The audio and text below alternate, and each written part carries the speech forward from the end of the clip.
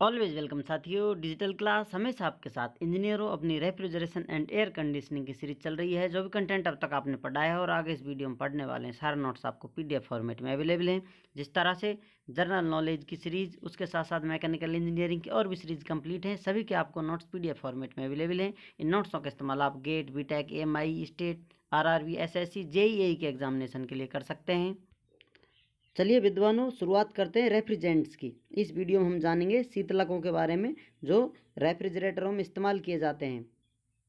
लेकिन इससे पहले लास्ट वीडियो देख लेते हैं साथियों। उसमें एक टॉपिक था, इस प्रकार से कोई प्रोसेस हो रहा था, कोई डूम बना हुआ है, उसमें इस प्रकार प्रोसेस हो रहे थे, इस प्रकार से प्रोसेस।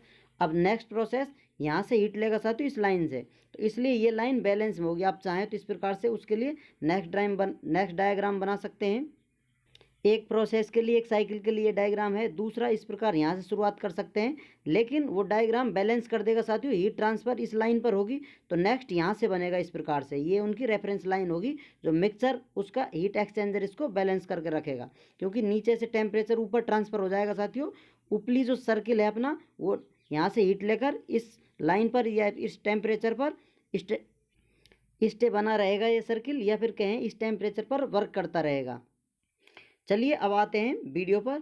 यहाँ रेफ्रिजरेंट्स क्या हैं साथियों? A refrigerant is a working fluid used in the refrigeration cycle of air conditioning system and heat pumps. जो एयर कंडीशनिंग में, हीट पंपों में जो फ्लूइड, वर्किंग फ्लूइड होता है, इस्तेमाल किया जाता है, वही रेफ्रिजरेंट कहलाता है।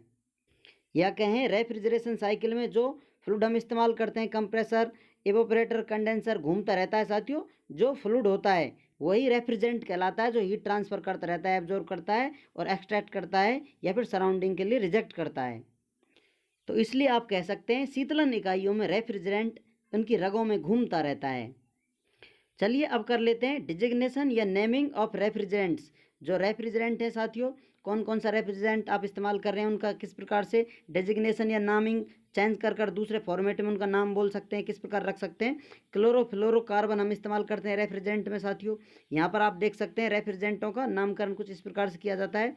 इनमें CM यहाँ पर वैल्यू होगी साथियों, NPQ ये वैल्यू होती है स्पेशल, 1 2 3 कितना भी इनका नंबर हो सकता है।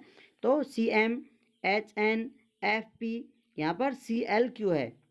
यहाँ पर कार्बन, हाइड्रोजन, फ्लोरीन, क्लोरीन, इनके नंबर होते हैं, लेकिन ये नंबर इस इक्वेशन के हिसाब से बैलेंस में होते हैं। तो आप कह सकते हैं N+P+Q is equal to 2M+2 के बराबर। ये इक्वेशन बैलेंस रहती है, इस प्रकार से इनका नामकरण होता है, या कहा जाए इनका केमिकल फॉर्मूला लिखा जाता है। तो अब इसको साथियों इस प्रकार से आपको कोई फॉर्मूला या सूत्र दिया हुआ है, उसका आप किस प्रकार से नेमिंग करेंगे, डिजिग्नेशन करेंगे, उसके लिए यहाँ पर आपको स्पेशल फॉर्मूला है। यहाँ R फिक्स है, ब्रैकेट में M-1, फिर ब्रैकेट है साथियों N+1, उसके बाद है P। इस प्रकार से इनका आप नेमिंग करेंगे, डिजिग्नेशन करेंगे। जैसा एग्जाम्पल के लिए आप इस्तेमाल कर सकते हैं, इस फॉर्मूले में कोई वैल्यू रखी हुई है इस प्रकार से C1, H1, F2, Cl, ये कोई रेफ्रिजरेंट है। अब इसमें हम जानते हैं साथियों N, P, Q, इस प्रकार से ये वैल्यू रखी हुई है इनकी। जैसा अभी आपने देखा था सेम वही फॉर्मूला है, इसमें कुछ वैल्यू इनपुट दे दिया है आपको। तो यहाँ पर M की वैल्यू 1 है, N की वैल्यू भी 1 है, और ये 2 है साथियों P की वैल्यू, और Q की वैल्यू 1 है।